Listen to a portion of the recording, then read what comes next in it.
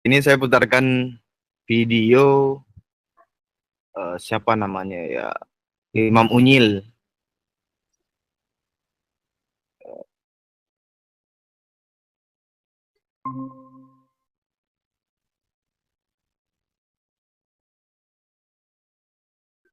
Nah, secara ilmiah keberadaan rambut ini penting.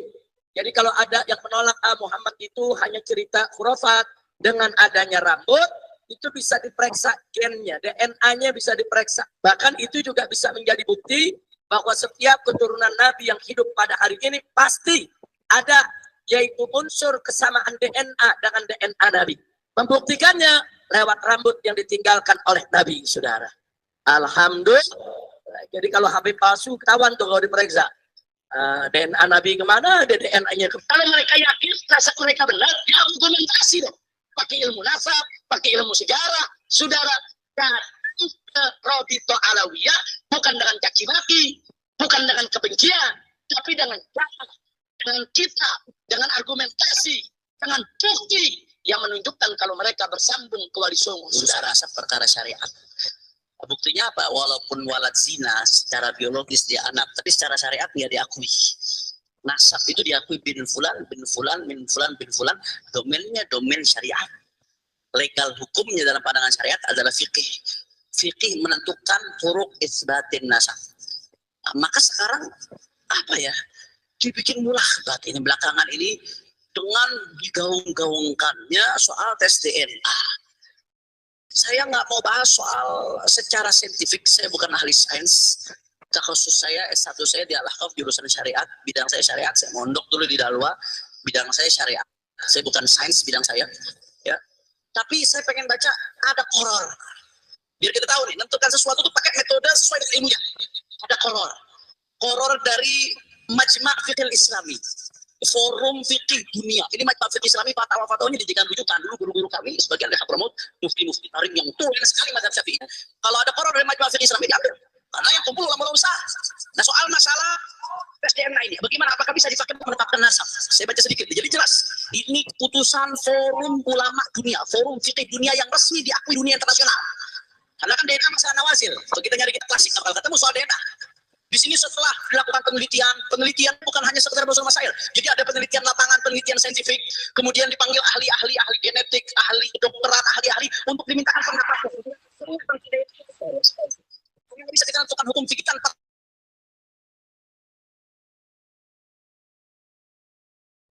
setelah dikumpulkan kesimpulannya, akhirnya korornya apa? Yang pertama, ya saya terjemahkan singkat saja, yang berkaitan langsung dengan nasab. Kalau untuk untuk penyidikan pidana dibenarkan sebagai salah satu korini, sebagai salah satu pendukung pidana.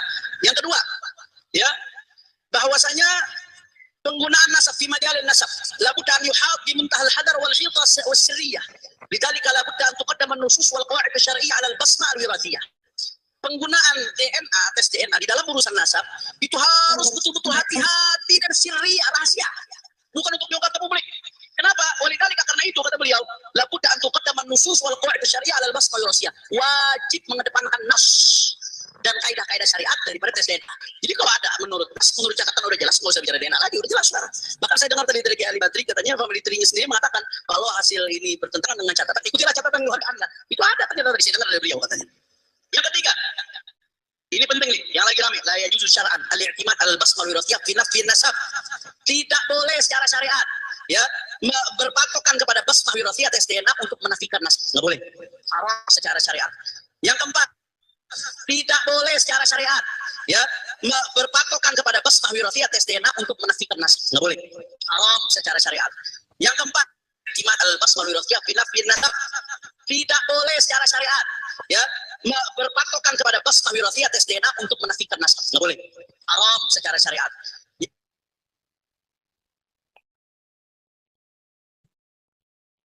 Nah, saya kira cukup sampai di situ video dari Imam Unyil dan mantunya ya tentang tes DNA itu. Jadi banyak publik telah mengetahui bahwa ada ketidakkompakan suara atau pikiran antara mertua dan menantunya tentang tes DNA ini, di mana Rizik Syihab mengatakan tes DNA, mantunya mengatakan akhirnya haram di dalam syariat untuk tes DNA. Monggo ini Yai Tamam atau Yai Imat mengomentari tentang video tersebut. Monggo Kak Imat barangkali. Ya, itu ada asbabul wurudnya itu Mas Rifki, di mana seorang Rizik Syihab dan menantunya Hanif Alatas itu berbeda pendapat. Itu video Rizik Syihab itu video yang ada atau muncul sebelum isu nasab ini muncul, yaitu ketika adanya sebuah gerakan dari para keturunan Wali Songo yang ingin kemudian mereka mengumpul, membuat satu perkumpulan untuk menghimpun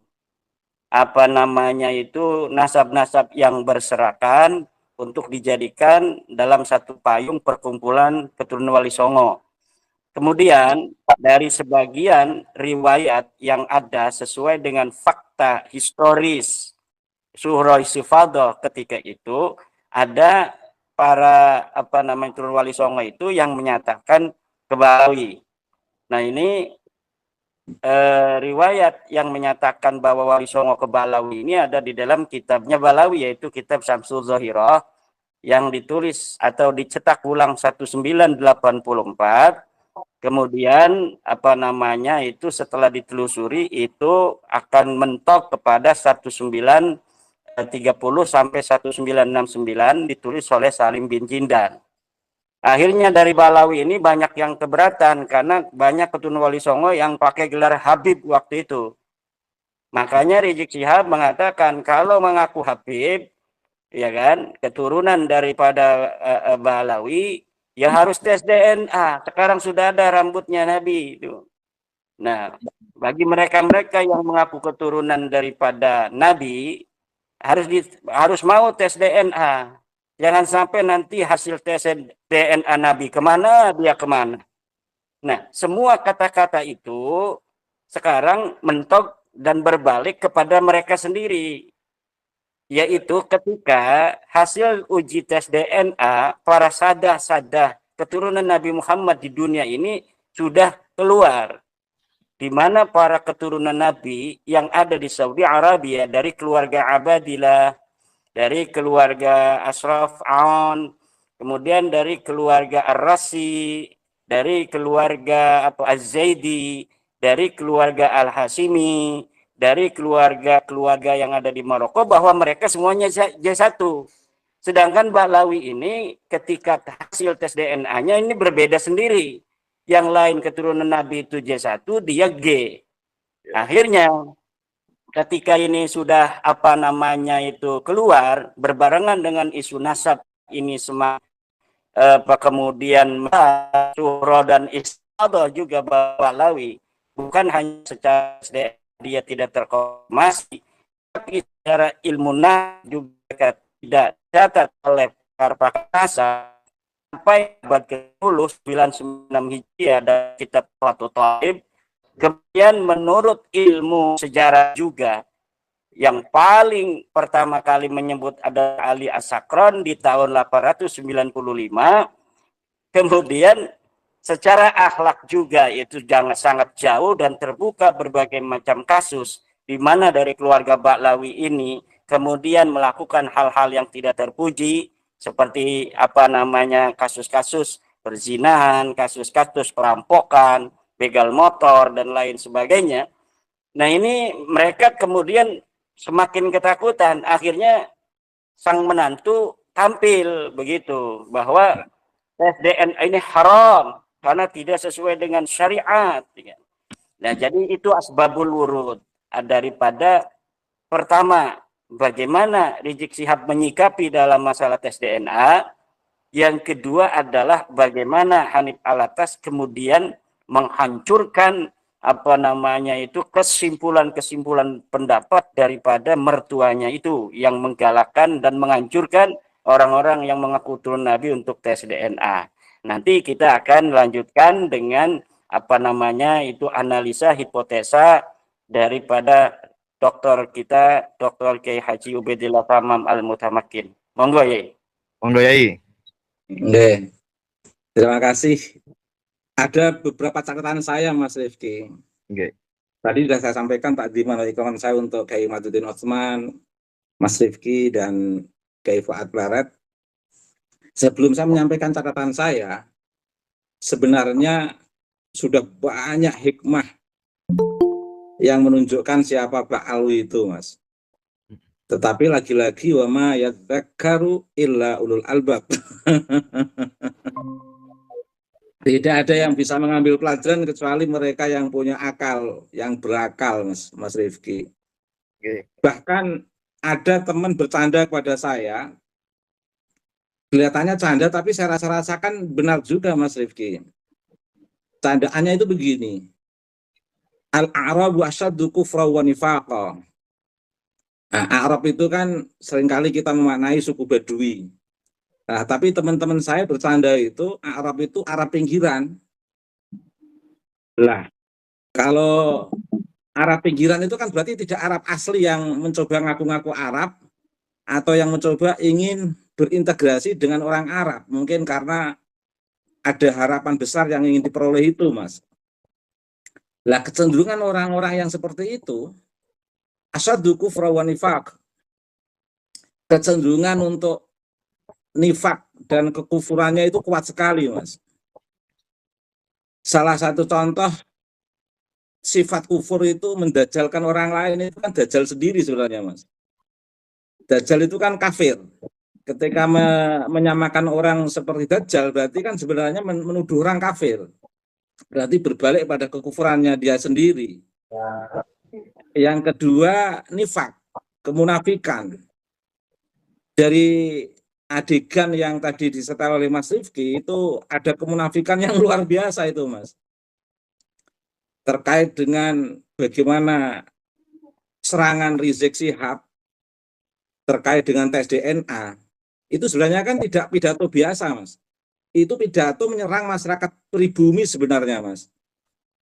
Jadi kalau saya analisis dari teori Foucault, ada penyerangan untuk masyarakat pribumi dengan ilmu pengetahuan, bukan dengan senjata, bukan dengan pistol atau bom atom, tapi dengan ilmu pengetahuan. Targetnya adalah menghegemoni, Mas. Targetnya adalah menghegemoni masyarakat pribumi, seperti yang kita pahami dari Agus Kom itu, dengan cara seolah-olah mereka itu memiliki kebenaran yang valid, yang absah, yang verifikatif, yang bisa dibuktikan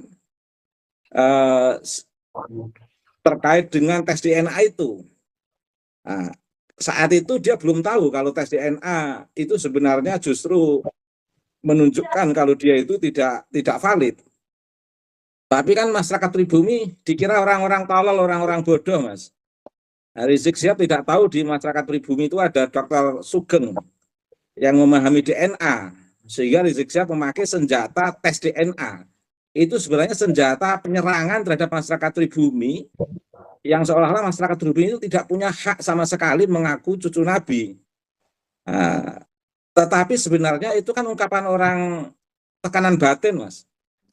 Tekanan batin untuk mendapatkan pengakuan sebagai cucu Nabi dengan menekan, mengintervensi atau menyerang secara verbal pada masyarakat pribumi yang sebenarnya masyarakat pribumi tidak tahu menahu.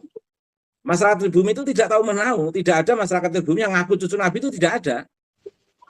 Tapi Rizik Syihab menyampaikan seperti itu sebenarnya kan dalam teori Sigmund Freud itu kan sebagai bentuk kompensasi untuk menghibur diri sendiri yang sedang tertekan, untuk lebih menguatkan kepada publik biar diakui sebagai cucu Nabi, sehingga seolah-olah mencari objek serangan, objek yang bisa dikambing hitamkan untuk mendapatkan titik balik kemuliaan Rizik Syihab dengan mengungkapkan seperti itu.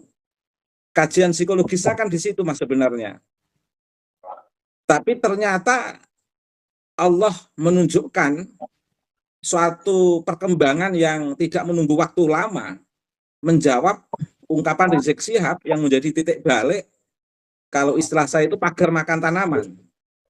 yang diandalkan Rizik Syihab, tes DNA, untuk membangun hegemoni di hadapan masyarakat pribumi, seolah-olah dia itu valid dalam konteks tes DNA, valid dalam konteks catatan, valid dalam konteks sejarah, valid dalam konteks argumentasi bahwa dia itu nasab yang terkonfirmasi ke Nabi, ternyata gagal semua, dibalik oleh Allah dalam waktu yang sangat singkat.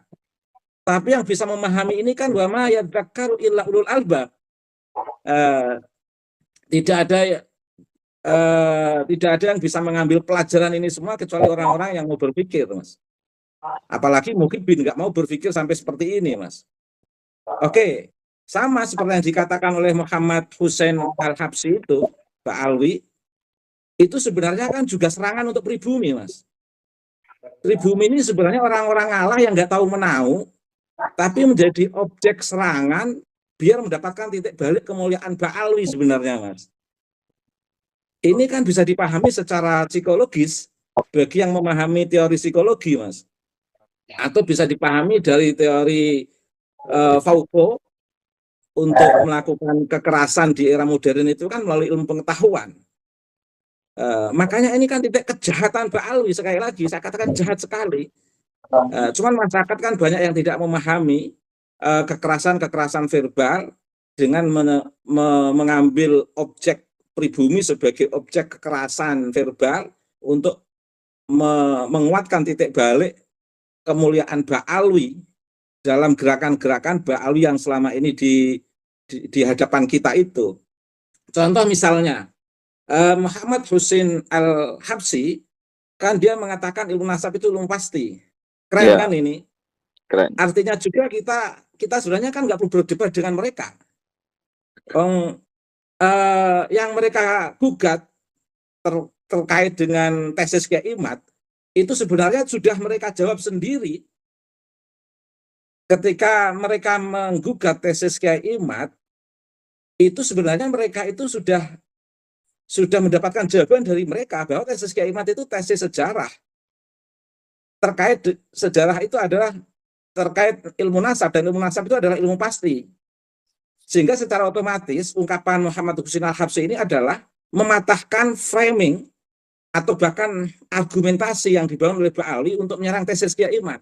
Itu sudah terjawab oleh Muhammad Hussein Al-Habsyi sendiri sebenarnya, Mas. Ya. Sehingga Kiai Imad nggak perlu capek-capek, Gus Aziz Jazuli nggak perlu capek-capek, itu sebenarnya sudah mereka patahkan sendiri sebenarnya.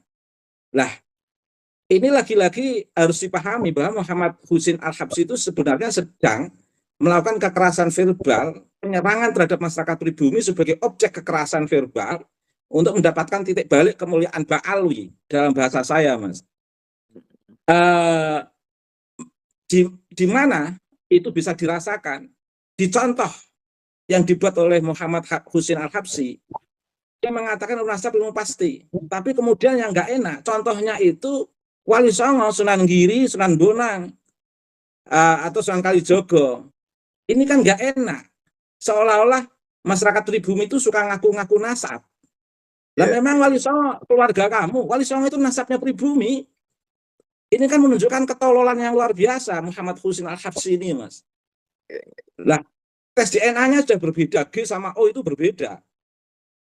Nah, dari tes DNA sendiri ini sebenarnya mereka sudah harusnya beristighfar karena Wali Songo yang diakui sebagai keluarga mereka, bahkan dijadikan senjata mereka untuk menghantam pribumi secara verbal, melakukan kekerasan terhadap pribumi sebagai objek kekerasan untuk mendapatkan kemuliaan mereka, seolah-olah nasab mereka itu adalah pasti yang telah mereka tata secara rapi dan memasukkan Wali Songo sebagai bagian daripada mereka.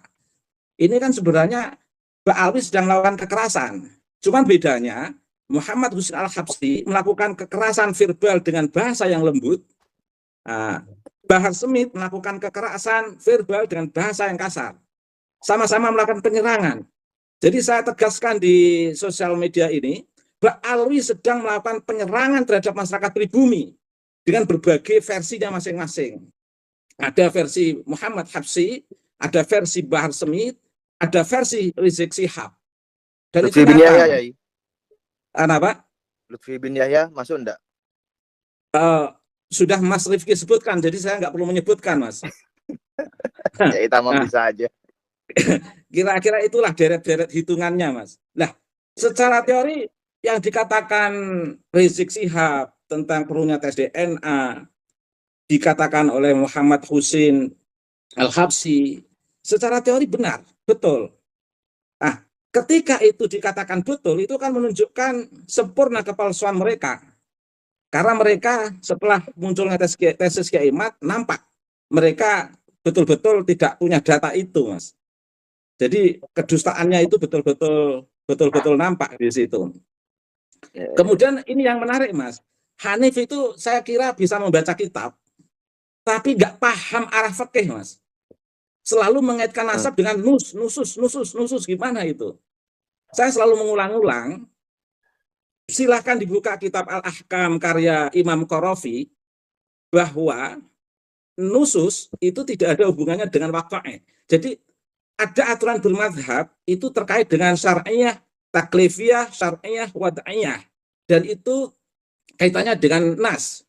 Tapi kalau kaitannya dengan waqa'ih, fakta sejarah, itu tidak ada hubungannya dengan nusus. Lah, tadi dikatakan Muhammad Husin Al-Habsyi bahwa ilmu nasab itu ilmu pasti. Berarti itu tidak ada hubungannya dengan nas. Nah, jika ilmu nasab itu ilmu pasti, maka tidak perlu ijma ulama. Karena tidak ada kaitannya dengan istihad. Nah, ijma ulama itu kan dilatar belakangi adanya istihad yang di situ saling berbenturan antara ulama satu ulama lain, yang dikhawatirkan nanti timbul tidak maslahah di kalangan umat, maka masing-masing ulama yang memiliki istihad yang berbeda-beda itu bisa dikumpulkan untuk melakukan ijma. Dan ini hubungannya dengan syar'iyah, taklifiyah, syar'iyah, wad'iyah. Hubungannya dengan nas, hubungannya dengan aturan bermadhab. Sementara nasab itu adalah fakta historis yang berhubungan dengan waqa'ih. Tidak ada hubungannya dengan madhab, Mas. Nah, di situ tadi saya sangat mentertawakan Hanif yang mengaitkan antara ilmu nasab dengan nas. Itu betul-betul atau dia belum membaca kitab Imam Qarafi terkait dengan batasan bermadzhab itu, Mas. Di halaman 190 sampai 200 itu, Mas. Kemudian ini sama bicara tentang nasab itu kayak menata kursi di ruangan itu loh, Mas. Masa mau nata kursi untuk kegiatan seminar harus konsultasi dengan ulama, harus istihad dulu, harus cari dalilnya dulu. Kan itu fakta historis. Masa mau menunjuk warna ini warna kuning, hijau atau biru atau merah, masa harus isbat ijma ulama dulu? Kan enggak enak. Mau misalnya ada banjir, bagaimana melakukan evakuasi terhadap masyarakat yang kebanjiran, masa harus melakukan ijma ulama dulu, Mas?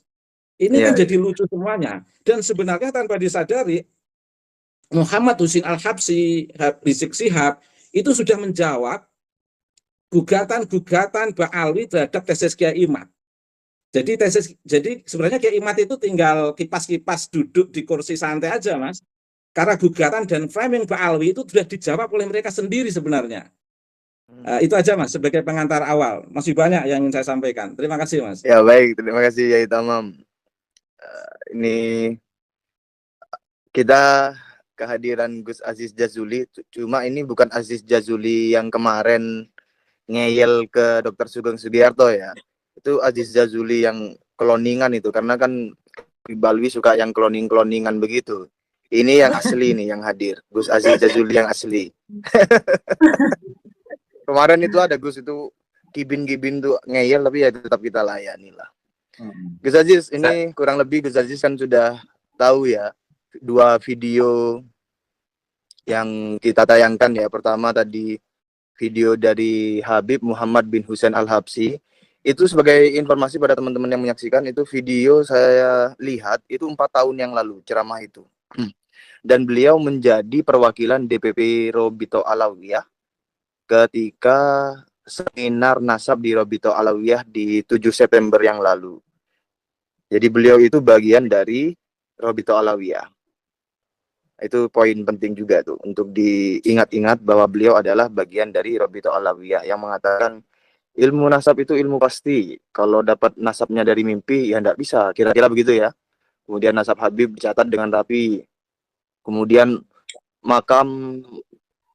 makamnya itu tidak berwujud makam. Lalu tahu dari mana itu makam wali atau makam tidak fiktif gitu. Oh, ini karena sudah ada yang menziarahi. Dan beliau menolak itu. Kemudian beliau menyinggung di ceramah itu tentang haul fiktif, kemudian memfiktifkan makam, kemudian makam yang fiktif itu kemudian dipropagandakan. Begitu. Kemudian ziarahlah ke yang jelas gitu. Ini kemudian video yang kedua tentang tes DNA. Gus Aziz Jazuli pasti tahu lah.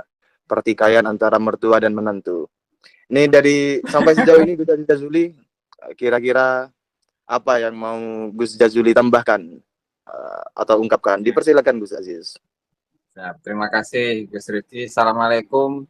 Salam takdim untuk Kiai Haji Imaduddin Usman Al-Bantani, Kiai Haji Ubaidillah, bukan Balawi tapi ini mah. Gus Rifki dan juga admin Gus Fuad ya, Kang Din. Assalamualaikum semuanya. Mungkin dari penyampaian statement yang disampaikan oleh Al-Mukarram Kiai Haji Imaduddin juga Al-Mukarram Kiai Haji Ubaidillah itu sudah saya rasa sudah cukup dan sudah sangat lengkap. Saya simak dari awal. Hanya saja begini, tambahan saya bahwa saya akan membacakan atau mengutip beberapa karya dari Habib-Habib Balawi, misalkan seperti Al-Masy'ur Rawi ya, yang memang dalam buku ini ditulis oleh Habib Muhammad bin Abu Bakar Asyilli, salah satu ulama dari kalangan Balawi, ulama sejarah dari kalangan Balawi yang hidup pada abad ke-11 Hijriah. Dan juga ada sebuah kitab yang berjudul Al-Fawaidus Saniyah, karya dari Ahmad bin Hasan Al-Haddad. Terkait tentang nasab, jadi sebenarnya isi dari kedua kitab tersebut ketika membicarakan tentang nasab Balawi, beliau-beliau ini menggambarkan dan mengilustrasikan bagaimana luar biasanya nasab Balawi yang sudah